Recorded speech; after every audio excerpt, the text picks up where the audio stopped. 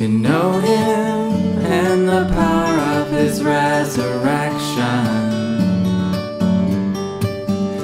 and the fellowship of His sufferings, being conformed to His death, if perhaps I may attain to the out-resurrection from the dead.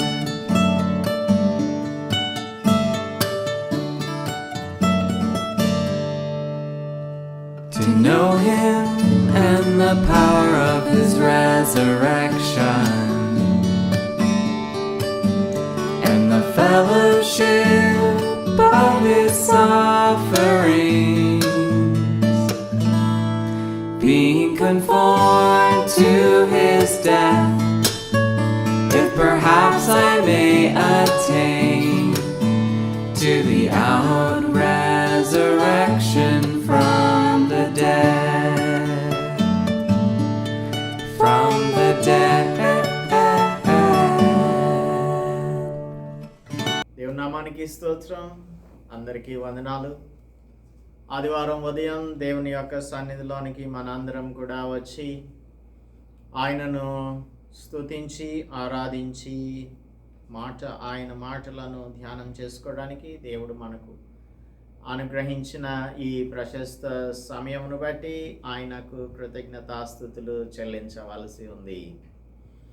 ఈ అంత్యకాలంలో అనేక మంది భక్తి విషయంలో అశ్రద్ధను చేసేటువంటి వారిగాను, సంఘంగా కూడుకునే విషయంలో నిర్లక్ష్యం చేసేవారిగాను ఉంటూ ఉన్నారు. సో కొందరు సమాజంగా కూడుకొనటం మాని ఉన్నారు అని అపోస్తలుడు పౌలు చెప్తున్నాడు. ఈ విధంగా దేవుని యొక్క సంఘంగా కూడుకొని ఆయనను ఒక సమాజంగా ఆరాధించటం అనేది దేవుడు మనకు ఇచ్చిన మ్యాండేట్. మనలను పరిశుద్ధులనుగా చేసి పరిశుద్ధులందరూ కూడా సహవాసం కలిగి ఉండాలి అని దేవుడు కోరుకుంటూ ఉన్నాడు. ఈ ఆదివారం ఉదయం మనందరం కూడా ఈ విధంగా కలుసుకొని దేవుని మాటలను ధ్యానించుటకు దేవుడు మనకు సమయమును అనుగ్రహించారు. మిమ్మల్ని అందరినీ కూడా ప్రభు నామంలో ప్రశంసిస్తున్నాను, ఆహ్వానిస్తూ ఉన్నాను. దేవుని యొక్క మాటలను ధ్యానం చేయడానికి ముందుగా పరిశుద్ధాత్మని యొక్క సహాయమును కోరుకుందాం. Let us pray. పరిశుద్ధుడా, మా ప్రియ రక్షక, మా దేవ తండ్రి, మేము ఈ చివరి కాలంలో జీవిస్తూ ఉన్నాము.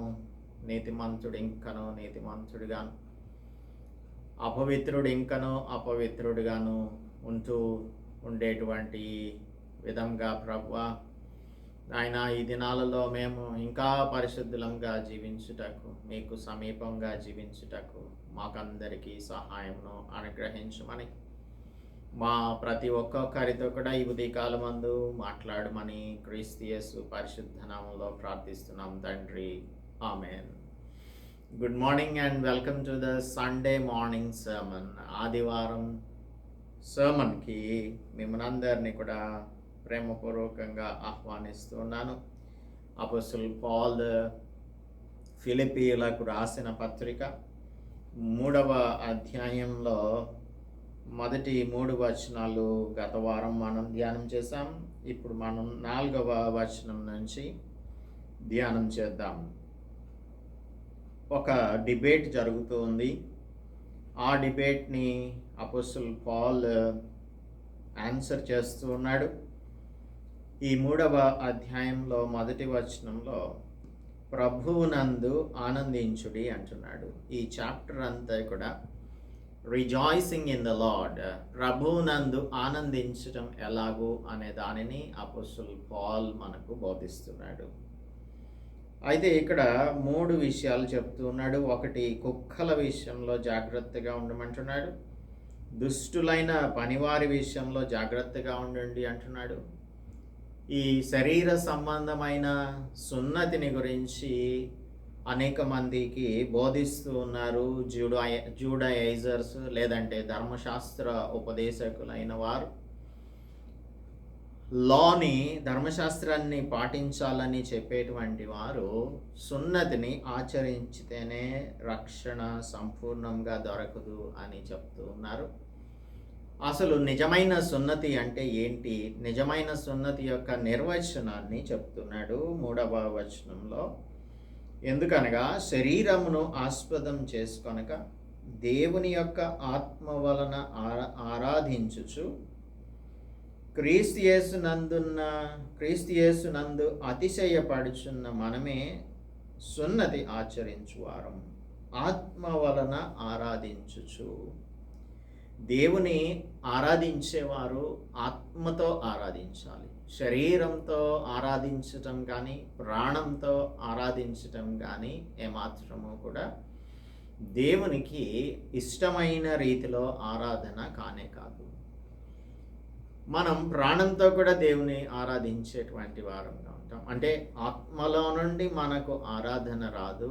మనకు మన సెన్షువల్ వర్షిప్ని మనం చేస్తూ ఉంటాం. సెన్షువల్ వర్షిప్ ఇది దేవుని చిత్తానుసారమైన ఆరాధన కాదు. శరీరాన్ని ఆస్పదం చేసుకొని, అనగా the way we dress and the way we behave, the body language we have in the church, సంఘమునకు వచ్చినప్పుడు వినయ విధేయతలు ప్రదర్శించటం, వేషధారులుగా ఉండటం, ఇవన్నీ కూడా దేవునికి ఇష్టమైన కార్యములు కాదు. ఈ లీగలిస్ట్స్ ఉన్నారే, ధర్మశాస్త్ర ఉపదేశకులు, లేదంటే ధర్మశాస్త్రం మనలను రక్షిస్తుంది అని చెప్తున్న వారందరూ కూడా వారు ఏమనుకుంటున్నారంటే ఇక్కడ అక్కడ దీనిలో దానిలో, లేదంటే ఏకపక్ష మత ప్రమాణాలలో మనం స్టాండర్డైజ్డ్ క్రిస్టియన్స్గా కనిపించాలి అని అనుకుంటూ ఉంటారు. అంటే సమాజంలో మనం ప్రజలకు మంచి మతపరమైన వ్యక్తులంగా కనిపించాలి అని, మనం బట్టలు వేసుకున్నా ఏది చేసినా కూడా అది దేవుడు మనలను చూస్తున్నాడు అనే విషయం మనకు అంత ఇంపార్టెంట్ కాదు, కానీ మనుషులు మనలను చూస్తున్నదే చాలా ప్రాముఖ్యమైన విషయం అని, అలాగూ బాహ్యంగా మతాచారాలను పాటించేవారు లీగలిస్ట్స్. కపటమైన వేషధారణ, ఇది ఇన్సీడియస్ హిపోక్రసీ అని అంటారు. Insidious hypocrisy. దీనిని వీరు ప్రాక్టీస్ చేసేటువంటి వారు. నిజమైన ఆరాధకులు ఆత్మతోనూ సత్యముతోనూ దేవుని ఆరాధిస్తారు అని యేసు ప్రభువు సమరయ స్త్రీతో మాట్లాడుతూ యోహాను సువార్త 4వ అధ్యాయంలో చెప్తున్నారు. యేసు ప్రభువు ఈ ధర్మశాస్త్ర ఉపదేశకులను గురించి లూకా సువార్త 10వ అధ్యాయంలో ఒక మాట చెప్తున్నారు. 10వ అధ్యాయం 25వ వచనంలో, ఇదిగో ఒకప్పుడు ధర్మశాస్త్రోపదేశకుడు, అంటే ఎక్స్పర్ట్ ఇన్ లాని ప్రాక్టీస్ చేసేవారు, లేదంటే లాని బోధించేవారు, ధర్మశాస్త్ర బోధకులు అని చెప్పచ్చు. ఈ ధర్మశాస్త్ర బోధకులు ఒకడు లేచి, బోధకుడా, నిత్య జీవమునకు వారసుడనగుటకు నేనేమి చేయవలెను అని ఆయనను శోధించుచు అడిగాడు. నిత్య జీవానికి వారసుని అవ్వాలంటే నేనేం చేయాలి అని అడుగుతూ ఉన్నాడు. ఇది తాను నిజంగా అడిగితే బాగానే ఉండేది, కానీ యేసు ప్రభువుని శోధించాలి అనే ఉద్దేశంతో, తన యొక్క రైచియస్నెస్ని ప్రదర్శించాలనే ఉద్దేశంతో అడుగుతున్నాడు. అందుకు ఆయన, అప్పుడు యేసు ప్రభు రెస్పాన్స్ చూడండి. ధర్మశాస్త్రం అందు ఏమి రాయబడి ఉన్నది? నువ్వు చెప్పు, నువ్వు ధర్మశాస్త్రాన్ని బోధిస్తున్నావు కదా, అందులో ఏం రాయబడి ఉందో చెప్పమన్నాడు. నీవేమి చదువుచున్నావని అతనిని అడిగాడు. అప్పుడు అతను అంటున్నాడు, నీ దేవుడైన ప్రభువును నీ పూర్ణ హృదయంతోనూ, నీ పూర్ణ మనస్సుతోనూ, నీ పూర్ణ శక్తితోనూ, నీ పూర్ణ వివేకంతోనూ ప్రేమింపవలెననియు, నిన్ను వలె నీ పొరుగు వానిని ప్రేమింపవలెననియు వ్రాయబడి ఉన్నదని చెప్పాను. అతడు ఏమంటున్నాడు? ధర్మశాస్త్రోపదేశకుడు, నీ దేవుడైన ప్రభువును పూర్ణ హృదయంతో, పూర్ణ మనస్సుతో, పూర్ణ శక్తితో, పూర్ణ వివేకంతో ప్రేమించాలి, నిన్ను వలె నీ పొరుగు వారిని ప్రేమించాలి అని అంటున్నాడు. అందుకు ఆయన, నీవు సరిగా ఉత్తరం ఇచ్చితివి, చాలా కరెక్ట్గా చెప్పావు బాబు, నువ్వు అలాగు చేయుము, అప్పుడు జీవించదవని అతనితో చెప్పాడు. నీకు నిత్య జీవం కావాలి కదా, నిత్య జీవం నీకు కావాలి అంటే ఇది చెయ్యి అని చెప్పాడు. చెప్పినప్పుడు శోధించడానికి వచ్చాడు కదా, అయితే తాను నీతిమంతుడైనట్టు కనబడగోరి, నీతిమంతుడైనట్టు అంటే ఫాల్స్ అపియరెన్స్, బాహ్యంగా లేదంటే మాటలలో ఇన్నర్ చేంజ్ అంటూ లేదు, హృదయంలో నుంచి రావడం లేదు, పైకి మాటలు మాత్రం మాట్లాడుతున్నాడు, ఇతరులకు నీతిమంతుడిగా కనబడాలని కోరుకుంటున్నాడు. అందుకే అంటున్నాడు, అవును కానీ నా పొరుగు వాడు ఎవడు అని యేసు ప్రభువుని అడుగుతూ ఉన్నాడు. అప్పుడు యేసు ప్రభు ఒక ఉపమానాన్ని చెప్పాడు. ఒక వ్యక్తి యెరూషలేం నుంచి యెరికో పట్టణానికి వెళ్తూ ఉండగా దొంగల చేతికి చిక్కాడు. అప్పుడు ఒక యాజకుడు ఆ త్రోవన వెళ్తూ ఉన్నాడు. అలాగనే లేవీయుడు కూడా అటువైపు నుంచి వెళ్తున్నాడు. ఎవ్వరు కూడా ఆ దొంగల బారిన పడిన వాడిని రక్షించలేదు. ఒక సమరయుడు మాత్రము అతనిని కాపాడి తనను తీసుకొని వెళ్ళి ఒక పూటకోళ్ళ ఇంటి వాని దగ్గరకు చేర్చాడు, పరామర్శించమని చెప్పి తనకు అయ్యే ఖర్చంతా కూడా పెట్టాడు అని చెప్పి, అందుకు యేసు నీవును వెళ్ళి అలాగు చేయమని అతనితో చెప్పాడు. మాటలు చెప్పడం కాదు, ప్రాక్టీస్లో చేయాల్సి ఉంటుంది. సమరయులను మీరు తక్కువ వారిగా చూస్తారు కదా, అటువంటి సమరయుడు ఈ దొంగల బారిన పడిన వాడిని రక్షించాడు అనే విషయం చెప్పి అతనిని నువ్వు కూడా అలాగ చెయ్యి అని చెప్పాడు. సో బాహ్య సంబంధంగా తాను అనుకుంటున్నాడు, నేను నీతిమంతుణ్ణి అని అనుకుంటున్నాడు. సో ఇలాగూ అనేక మంది ఆయన దగ్గరకు వస్తూ ఉంటారు, అనేకమైన సార్లు ఆయనను శోధిస్తూ ఉంటారు. మనం అలాగనే 18వ అధ్యాయంలో పరిసయ్యుడిని గురించి, అలాగనే సుంకరుని గురించి కూడా చదువుకుంటాము. అక్కడ కూడా ఈ పరిసయ్యుడు అయినటువంటి వాడు బాహ్య సంబంధంగా తాను చేస్తున్నటువంటి క్రియలన్నింటినీ కూడా పైకి చెప్పుకోవాలని అనుకుంటున్నాడు. సో మనం బాహ్య సంబంధమైన క్రియల ద్వారా దేవుని సంతోషపెట్టలేము. లేదు అంటే ప్రభువునందు ఆనందించడం అంటే బాహ్య సంబంధమైన క్రియల ద్వారా ఆనందించటం కాదు. ప్రభువునందు ఆనందించడం అంటే అది అంతరంగ సంబంధమైన ఆనందం. దానిని మనం నేర్చుకోవాలి అని మనల్ని మనం ఇతరులకు జస్టిఫై చేసుకోవడానికి ప్రయత్నం చేయకూడదు అని యేసు ప్రభువు అక్కడ చెప్తున్న రీతిలో ఇక్కడ కూడా ఈ అపోస్తలుడు పౌలు అంటూ ఉన్నాడు, మనమే నిజమైన దేవుని ఆరాధకులం, క్రీస్తు యేసునందు అతిశయపడుచున్న మనమే సున్నతి ఆచరించువారం. కాబట్టి ఈ బాహ్య సంబంధమైన సున్నతి అది సున్నతే కాదు, అది హృదయ సంబంధమైనది. హృదయమునకు చేయబడిన సున్నతే నిజమైన సున్నతి. కాబట్టి నేను ఇక్కడ ఒక పర్సనల్ టెస్టిమనీ చెప్తూ ఉన్నాడు. కావలియునంటే if I have to claim, నేను శరీరమును ఆస్పదం చేసుకొనవచ్చును, మరి ఎవడైనాను శరీరమును ఆస్పదం చేసుకొనదలిచిన యెడల నేను మరి ఎక్కువగా చేసుకొనవచ్చును. ఇప్పుడు 3వ అధ్యాయం అంతా కూడా ప్రభువునందు ఆనందించటం గురించి కదా. ప్రభువునందు కాక మరి దేని యందు మనం ఆనందించగలం, అతిశయించగలం, నమ్మకం ఉంచగలం అనే దానిని మనకు బోధిస్తూ ఉన్నాడు. ప్రభువునందు కాక మనం మరి దేని యందు ఆనందిస్తూ ఉంటుంటాం. అసలు మనం ఆనందించాలి ప్రభువునందు, కానీ దేని యందు ఆనందించుచు ఉంటూ ఉంటాము అనే దాన్ని చెప్తున్నాడు. శరీరమందు అతిశయించుటకు అనేకమైన కారణాలు ఉండొచ్చు. You may feel proud of your complexion. మన రంగును బట్టి, మనం శరీర ఛాయను బట్టి మనం గొప్పగా లేదంటే గర్వంగా ఫీల్ అవ్వచ్చు.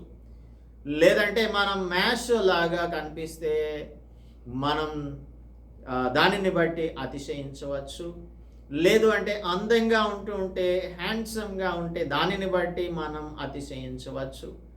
మనకున్నటువంటి వాటిని బట్టి కూడా మనం అతిశయించే వారంగా ఉండొచ్చు.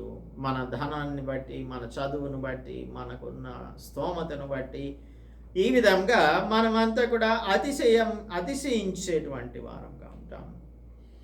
నేను కూడా అతిశయించవచ్చు. నా గురించి నేను చెప్పాలంటే చాలా విషయాలను చెప్పచ్చు.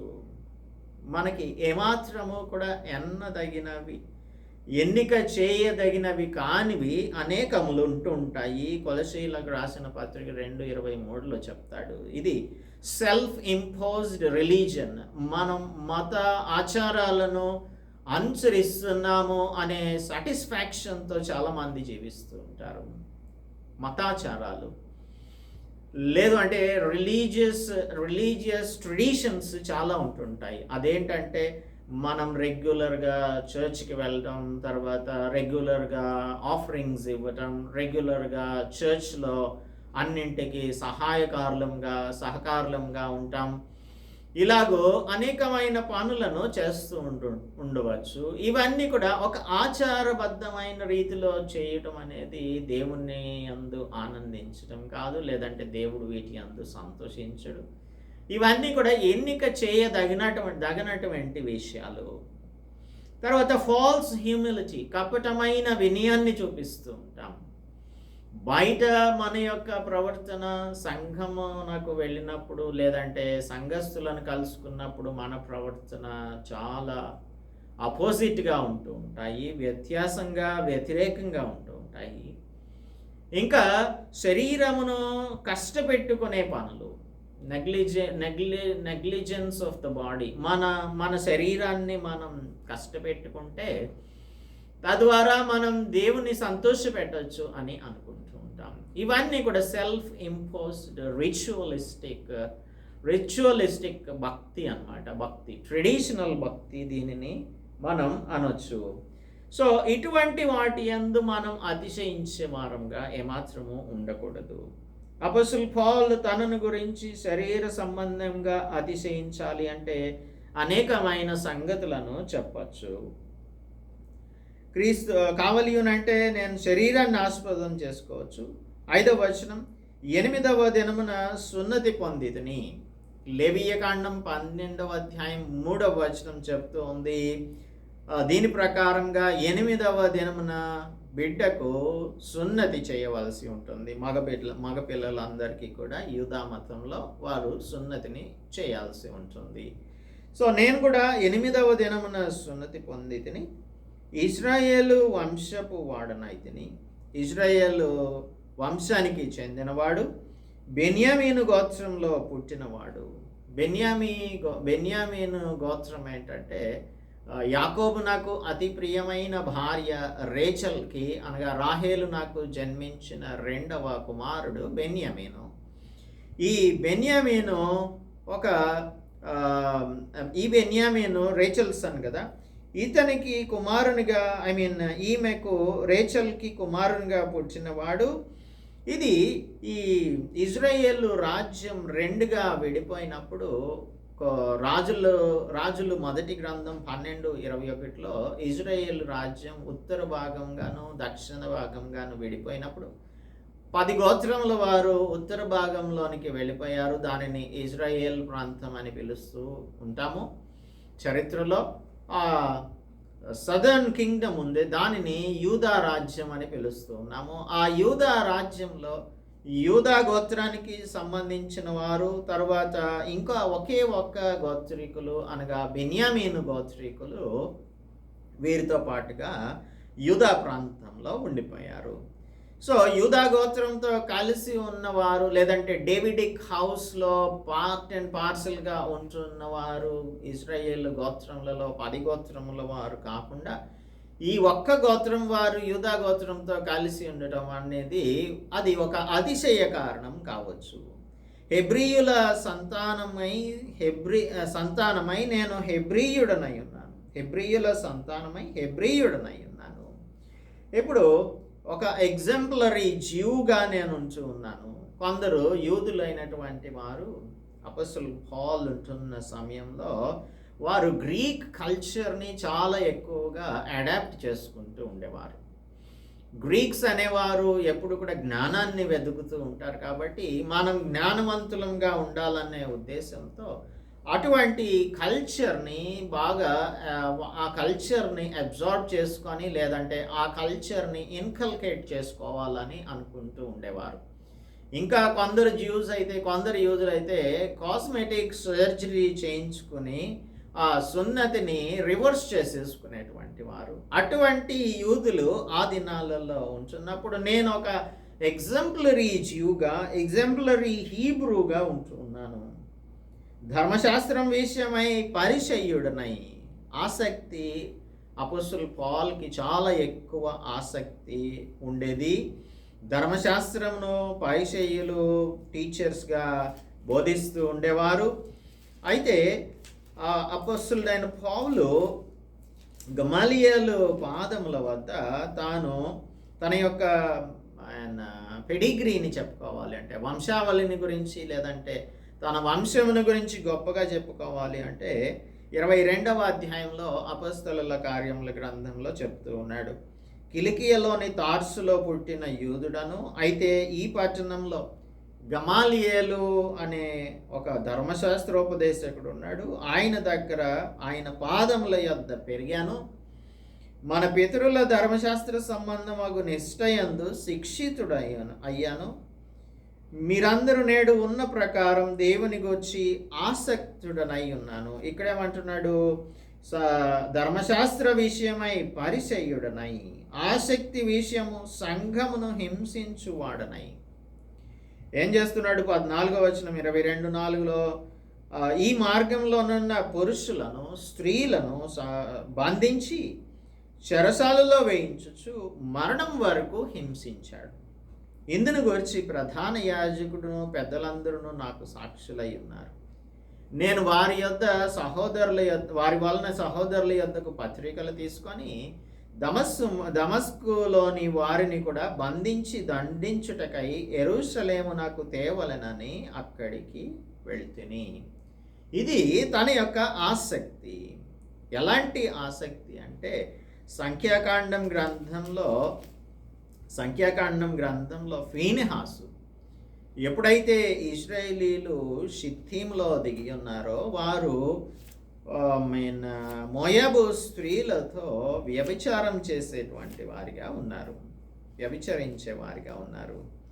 సో అలాంటప్పుడు యెహోవా ఒక తెగులును పంపించాడు. సంఖ్యాకాండం 25వ అధ్యాయంలో 3వ వచనంలో, అట్లు ఇశ్రాయేలీలు బయలు పేరుతో కలుసుకొనినందున వారి మీద యెహోవా కోపం రగులుకుంది. ఎప్పుడైతే యెహోవా కోపం రగులుకుందో అప్పుడు వారి మీదకి ఒక తెగులు వచ్చింది.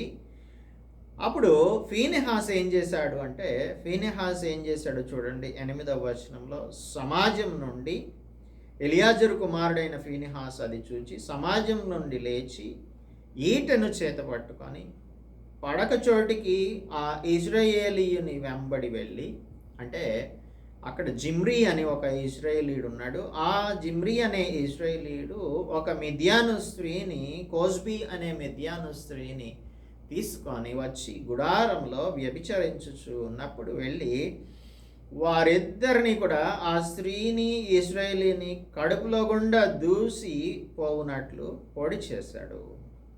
అలాగ రోషం కలిగిన వానిగా దేవుని యొక్క కోపం రగులుకున్నప్పుడు దేవుని కోపాన్ని చల్లార్చిన వాడు ఫీనెహాసు. అటువంటి ఆసక్తి కలిగిన ఫీనెహాసు వలె నేను కూడా సంఘమును గూర్చి ఆసక్తి కలిగిన వానిగా ఉన్నాను అని చెప్తూ ఉన్నాడు. 26వ అధ్యాయంలో కూడా అపొస్తలుల కార్యముల గ్రంథంలో 10వ వచనం, నేను ప్రధాన యాజకుల వలన అధికారం పొంది పరిశుద్ధులను అనేకులను చెరసాలలో వేసి వారిని చంపినప్పుడు సమ్మతించితిని. ఇలాగా అనేక మందిని హింసించటమే కాదు, చంపించినటువంటి వాడు, అంత ఆసక్తి కలిగిన వాడు పాల్ అని తనను గురించి తానే చెప్పుకుంటూ ఉన్నాడు. దీని యొక్క సారాంశం ఏంటంటే, ఎవరైనా ధర్మశాస్త్రాన్ని పాటించుటలో కానీ శరీర సంబంధమైన క్రియల వలన కానీ దేవుని సంతోషపెట్టాలని క్లెయిమ్ చేసుకోవాలని అనుకుంటే అందులో నేను ఫస్ట్ ప్లేస్లో ఉంటా, అందుకు నేను ప్రధానుడను అని అంటూ ఉన్నాడు. ఇదే అపోస్తలుడు పౌలు గలతీయులకు రాస్తూ 2వ అధ్యాయం 16వ వచనంలో ఏమంటున్నాడో చూడండి. మనం జన్మం వలన యూదులమే గాని అన్యజనులలో చేరిన పాపులం కాము. మనుష్యుడు యేసుక్రీస్తునందలి విశ్వాసం వలననే గాని ధర్మశాస్త్ర సంబంధమైన క్రియల మూలమున నీతిమంతునిగా తీర్చబడడు అని ఎరిగి మనమును ధర్మశాస్త్ర సంబంధమైన క్రియల మూలమున గాక క్రీస్తునందలి విశ్వాసము వలననే నీతిమంతులమని తీర్చబడుటకై యేసుక్రీస్తునందు విశ్వాసం ఉంచి ఉన్నాము. ధర్మశాస్త్ర సంబంధ క్రియల మూలమున ఏ శరీరియు నీతిమంతుడని తీర్చబడడు కదా అని చాలా క్లియర్గా చెప్తూ ఉన్నాడు. సో ధర్మశాస్త్ర సంబంధమైన క్రియల వలన ఎవ్వరు కూడా నీతిమంతులుగా తీర్చబడరు.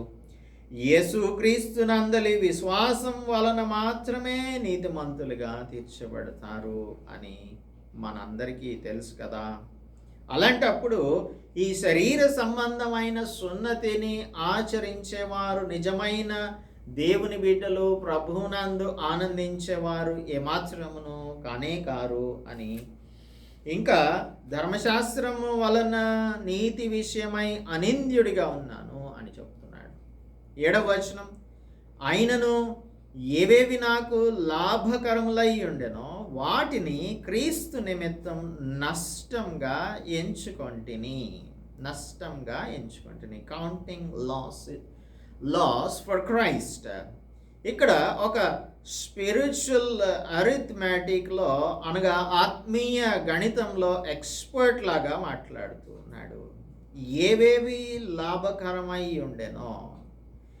గెయిన్ అనే మాట గ్రీక్లో ప్లూరల్ వర్డ్ అన్నమాట. ఇది అంటే బహువచనం.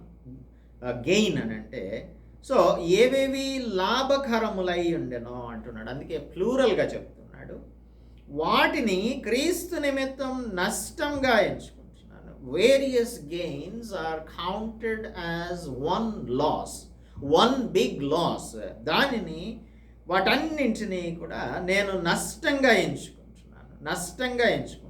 గతంలో నేను కూడా మీలాగనే శరీర సంబంధమైన వ్యవహారాలను బట్టి అతిశయించేవానిగా ఉన్నాను. నేను కూడా సున్నతి పొందాను.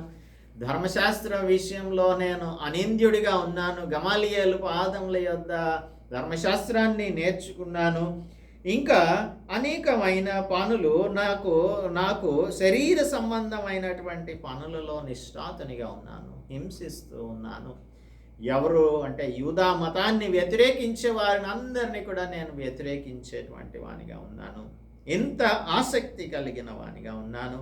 అయితే గతంలో ఏ విషయాలలో నేను అతిశయించేవాడనో వాటన్నింటినీ కూడా నష్టదాయకమైనవిగా అవగాహనలోనికి నేను వచ్చాను. Now I have realized that everything is counted laws, whatever I did in the past. గతంలో నేను చేసిన వాటన్నింటినీ నష్టంగా ఎంచుకొంటిని అని అంటున్నాడు. ఎంచుకొంటిని అని అంటున్నాడే, ఇది 7వ వచనంలో చివరి భాగంలో ఎంచుకొంటిని అనే దానిని అంటే తన యొక్క కన్వర్షన్ టైంలో యేసు ప్రభు ఎప్పుడైతే తనకు ప్రత్యక్షమయ్యాడో ఆ దమస్కు మార్గంలో అప్పుడు ఇవన్నీ కూడా నష్టంగా ఎంచుకుంటుని అని చెప్తున్నాడు. పాస్ట్ని గురించి మాట్లాడుతూ ఉన్నాడు. సో క్రీస్తును గూర్చిన అతి శ్రేష్టమైన జ్ఞానం నిమిత్తమై సమస్తమును నష్టంగా ఎంచుకొనుచున్నాను అంటున్నాడు. నిశ్చయంగా నా ప్రభువైన యేసుక్రీస్తును గూర్చిన అతి శ్రేష్టమైన జ్ఞానం నిమిత్తం, the excellence of the knowledge of Christ Jesus, క్రీస్తును గూర్చిన అతి శ్రేష్టమైన జ్ఞానం మనకు నిత్య జీవమును ప్రభువునందు ఆనందించు సామర్థ్యాన్ని కలుగజేస్తుంది. అందుకని నేను ఈ అతి శ్రేష్టమైన జ్ఞానమును నేను నేర్చుకోవడానికి, ప్రభువును గురించిన అతి శ్రేష్టమైన జ్ఞానమును నేను నేర్చుకోవడానికి సమస్తమును నష్టంగా ఎంచుకొనుచున్నాను. 7వ వచనంలో నష్టంగా ఎంచుకొంటిని అంటే గతంలో ఎప్పుడైతే యేసు ప్రభువు కనిపించి తనతో మాట్లాడినప్పుడు నిశ్చయించుకున్నాడో దానిని గురించి చెప్తున్నాడు. ఇప్పుడు 8వ వచనంలో ఎంచుకుంటున్నాను అని అంటున్నాడు. 30 సంవత్సరాల పాటు 30 సంవత్సరాల తర్వాత రోమన్ ప్రిజన్లో ఉంటూ ఈ పత్రికను, ఫిలిప్పీలకు రాసిన పత్రికను రోమ్లో ఖైదీగా ఉంటున్నప్పుడు రాసిన పత్రిక అని మనం గతంలో చెప్పుకున్నాం. సో 30 సంవత్సరాల తర్వాత తాను గ్రహించింది ఏంటి అంటే అది ఇప్పుడు చెప్తూ ఉన్నాడు. ఇన్ని సంవత్సరాల అనుభవం తర్వాత తన యొక్క బ్యాలెన్స్ షీట్ అంతటిని కూడా ఒక మంచి అకౌంటెంట్ లాగా రివైజ్ చేసుకొని తన అంచనాలన్నింటినీ కూడా మరలా పరిశీలన చేసుకొని తన లెక్క సరైనదా కాదా అని తేల్చుకొని చూసుకునే అవకాశం తనకు లభించినప్పుడు ఇదంతా కూడా చేస్తే ఈ తాజా పరిశీలనలో తనకు తేలింది, సందేహం లేకుండా తేలింది ఏంటి అంటే నా ప్రభు అయిన యేసుక్రీస్తున అతి శ్రేష్టమైన జ్ఞానం ముందు సమస్తము వ్యర్థం. ఇవన్నీ కూడా నష్టంగా నేను ఎంచుకుంటున్నాను. గ్రీక్లో రబిష్ అనే మాటకు పెంట అని అర్థం వస్తుంది. కుక్కలకు వేసేటువంటి ఆహారం, మిగిలిపోయిన ఆహారం అని దాని యొక్క అర్థం ఉంటుంది గ్రీక్లో. రబిష్ అనే మాట సమస్తమును నష్టంగా ఎంచుకుంటున్నాను. అందుకే 11వ వచనంలో వాటిని పెంటతో సమానంగా ఎంచుకుంటున్నాను అని అంటాడే. I consider it rubbish. ఇది పెంటతో సమానం అని అంటున్నాడు. సో నా ప్రభువుని గురించిన అతి శ్రేష్టమైన జ్ఞానము ముందు సమస్తము నష్టం, సమస్తము వ్యర్థం అని అపోస్తలుడు పౌలు తేల్చి చెప్పేస్తున్నాడు 8వ వచనంలో. మత్తయి సువార్త 15వ అధ్యాయంలో యేసు ప్రభువు ఒక ఉపమానం చెప్పాడు. ఆ ఉపమానం ఏంటంటే ఒక పరలోక రాజ్యం ఎలా ఉంటుంది అంటే 45వ వచనం, మరియు పరలోక రాజ్యం మంచి ముత్యములను కొనవెదుకుచున్న వర్తకుని పోలి ఉన్నది. మంచి ముత్యములను కొనవెదుకుతున్న ఒక వర్తకుని పోలి ఉన్నది. అతడు అమూల్యమైన ఒక ముత్యమును కనుగొని, అనగా ఇప్పుడు మనం యేసుక్రీస్తు ప్రభువుని కనుగొన్న తర్వాత మనకున్న సమస్తము వ్యర్థమని మనం తలంచి వాటన్నింటినీ కూడా ఇచ్చేసి మనం ఈ అతి శ్రేష్టమైన ముత్యం, అమూల్యమైన ముత్యము పోయి తనకు కలిగినదంతయు అమ్మి దానిని కొన్నడే. అటువంటి వర్తకుని వలె అపోస్తలుడు పౌలు యేసుక్రీస్తు ప్రభువుని గుర్చిన అతి శ్రేష్టమైన జ్ఞానం ముందు ఇవన్నీ కూడా వ్యర్థమే, వీటన్నింటినీ కూడా నేను కౌంట్ చేయట్లేదు. I do not count them worthy అని అంటున్నాడు. క్రీస్తు యేసును సంపాదించుకొని ధర్మశాస్త్ర మూలమైన నా నీతిని గాక క్రీస్తు యేసునందలి విశ్వాసము వలనైన నీతి, అనగా విశ్వాసమును బట్టి దేవుడు అనుగ్రహించు నీతి గలవాడనై ఆయన యందు అగపడు నిమిత్తం అని అంటున్నాడు. అగపడు నిమిత్తం spiritual benefits of his gain in Christ Jesus. ధర్మశాస్త్రం వలన మనం నీతిమంతులంగా తీర్చబడం, మన నీతి క్రియల వలన మనం నీతిమంతులుగా తీర్చబడం. దేవుడే మనలను నీతిమంతులుగా తీరుస్తాడు. ఎఫెసీయులకు రాసిన పత్రికలో ఎఫెసీ 2:8 మనం చదువుకుంటాము. 2:8 అపోస్తలుడు పౌలు చెప్తూ ఉన్నాడు, మీరు విశ్వాసం ద్వారా కృపచేతనే రక్షింపబడి ఉన్నారు. ఇది మీ వలన కలిగినది కాదు, దేవుని వరమే. ఇది దేవుని వరం, దేవుడు అనుగ్రహించింది. అది క్రియల వలన కలిగినది కాదు కనుక ఎవడునూ అతిశయ వీలు పడలేదు. ఎవడునూ అతిశయ వీలు పడలేదు. మనం మన యందు అతిశయించడానికి ఏమాత్రం కూడా లేదు. దేవుని ద్వారానే మనం నీతిమంతులంగా తీర్చబడతాం. దేవుని ద్వారానే మనకు విశ్వాసం కలుగుతుంది. దేవుని యొక్క కృప చేతనే మనం రక్షించబడే వారంగా ఉంటాం. So there is nothing we have in us that we can boast about ourselves. మనలను గురించి మనం అతిశయపడేటువంటిది ఏది కూడా లేదు. మన నీతి క్రియలన్నీ కూడా మురికి గుడ్డల వంటివి అని భక్తుడైన యెషయా చెప్తూ ఉన్నాడు. సో మన నీతిని, మన క్రియలను ఆధారం చేసుకొని, అనగా వీరు సున్నతిని ఆచరించుట వలన సంపూర్ణమైన రక్షణ కలుగుతుంది అని చెప్తున్నారే, దానికి జవాబుగా క్రీస్తునందు ఆనందించడాన్ని గురించి చెప్తూ ఉన్నాడు. సో మనం క్రీస్తును సంపాదించుకొని, ధర్మశాస్త్రం మూలమైన నీతి కాక క్రీస్తు యేసునందలి విశ్వాసం వలనైన నీతి, అనగా విశ్వాసమును బట్టి దేవుడు అనుగ్రహించు నీతి కలిగిన వాడమై ఆయన యందు అగపడు నిమిత్తం, ఆయన యందు ఎరుగు నిమిత్తం, అగపడు నిమిత్తం, ఈ రెండు మాటలను మనం ఇక్కడ చూస్తాం. ఆయనలో మనం కనబడే నిమిత్తం, the idea of gaining more of Christ, Yesu ప్రభువుని ఎంతగా మనం సొంతం చేసుకుంటే, ఆయన జ్ఞానమును మనం ఎంతగా వెతికితే, మన సంపాదన అంతా కూడా ఇచ్చి ఆయన జ్ఞానమును సంపాదించుకోవాలి అని సోలమన్ చెప్తూ ఉన్నాడు సామెతల గ్రంథంలో.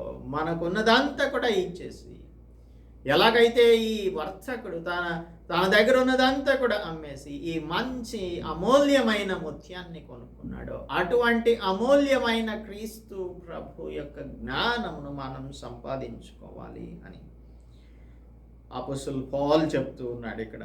ఏ విధం చేతనైనను 10:11, ఏ విధం చేతనైనను మృతులలో నుండి నాకు పునరుద్ధానం కలగవలెనని ఆయన మరణ విషయంలో సమానానుభవం గలవాడనై ఆయనను, ఆయన పునరుద్ధాన బలమును ఎరుగు నిమిత్తం, ఆయన శ్రమలలో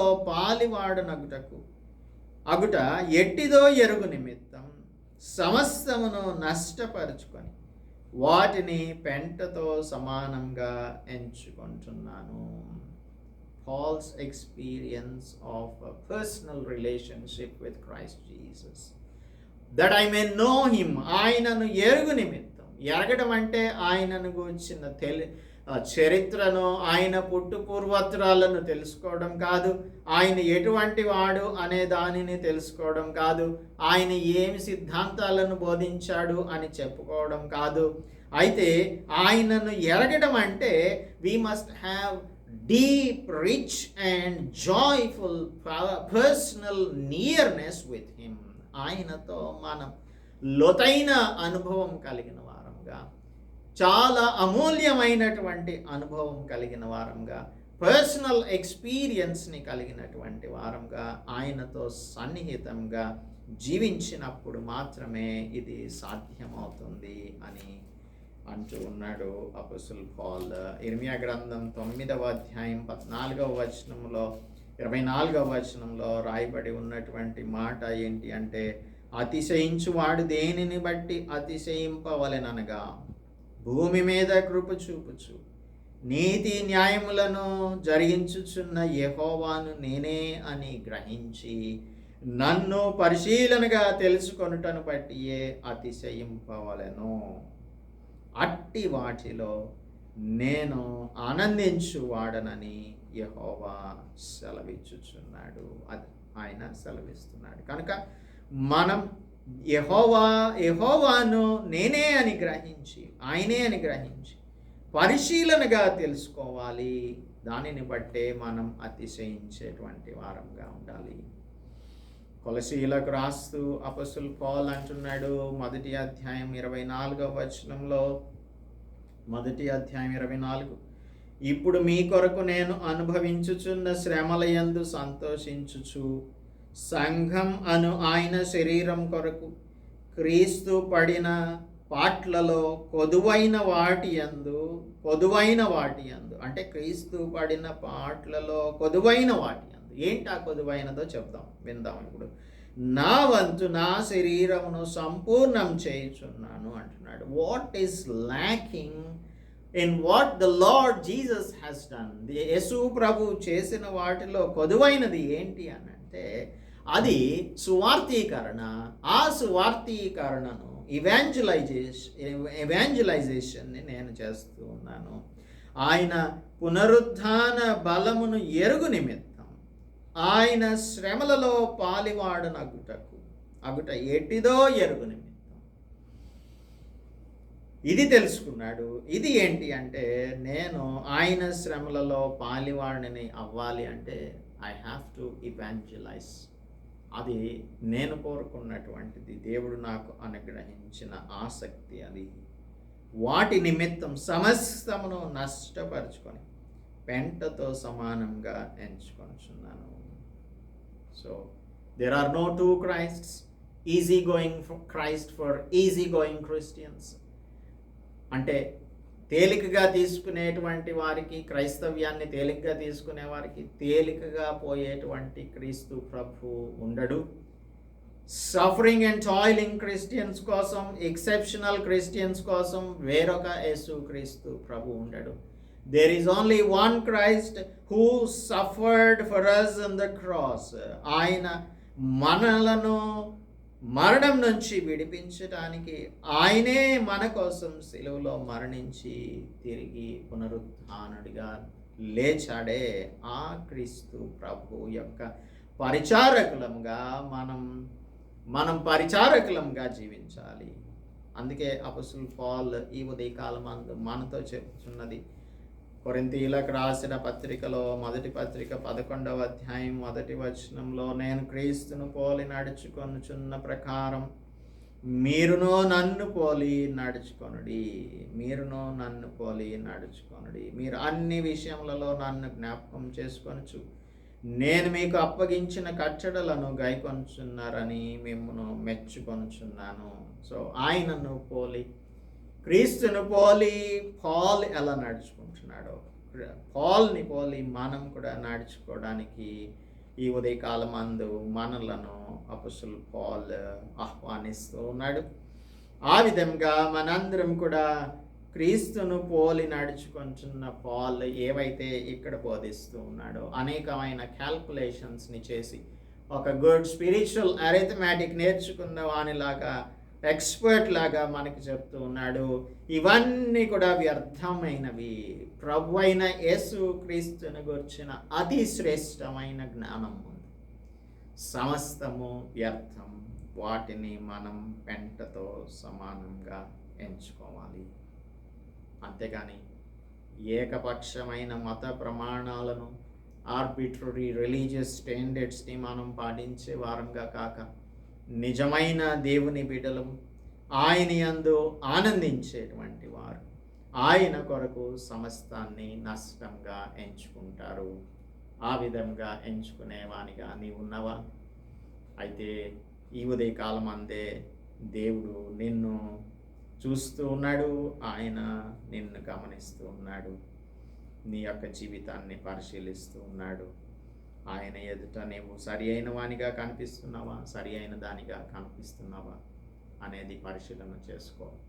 ఒకవేళ ఈ హలోక సంబంధమైన వాటిని బట్టి అతిశయించే వానిగా ఉన్నట్లయితే, అతిశయించే వారిగా మీరున్నట్లయితే వాటిని ఈ ఉదయకాలం అందే ఆయన కోసం త్యజించి ఆయన యందు ఆనందించే వారిగా జీవించుటకు దేవుడు మనకు సహాయం చేయనుగాక. ప్రార్థన. పరిశుద్ధుడా మా ప్రభువ, మా దేవ, శరీరమును ఆస్పదం చేసుకొని జీవించాలి అంటే అపొస్తలుడు పౌలుకి అనేకమైన క్వాలిఫికేషన్స్ ఉన్నాయి.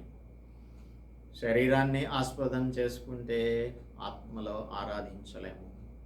ఆత్మలో ఆరాధించడం అంటే అది మీకు నాయన మిమ్మును మీ యందు ఆనందించి ఆరాధించడమే నిజమైన ఆరాధన అని మేము ఈ ఉదయకాలం అందు నేర్చుకున్నాం ప్రభువా. కనుక మేము మిమ్మును పోలి నడుచుకునేటువంటి పాల్ని మేము పోలి నడుచుకున్నట్లు ఆయన చెప్పినటువంటి సంగతులన్నీ కూడా మీరు చెప్పిన సంగతులనే మేము గ్రహించి మా జీవితంలో సరిచేసుకొనున్నట్లు మాకందరికీ సహాయమును అనుగ్రహించమని క్రీస్తు యేసు పరిశుద్ధ నామంలో ప్రార్థిస్తున్నాం తండ్రి. ఆమేన్. దేవుని నామానికి స్తోత్రం. అందరికీ కూడా వందనాలు. దేవుని యొక్క కృప మీ అందరికీ తోడుగా ఉండి ఆశీర్వదించునుగాక. ఆమేన్.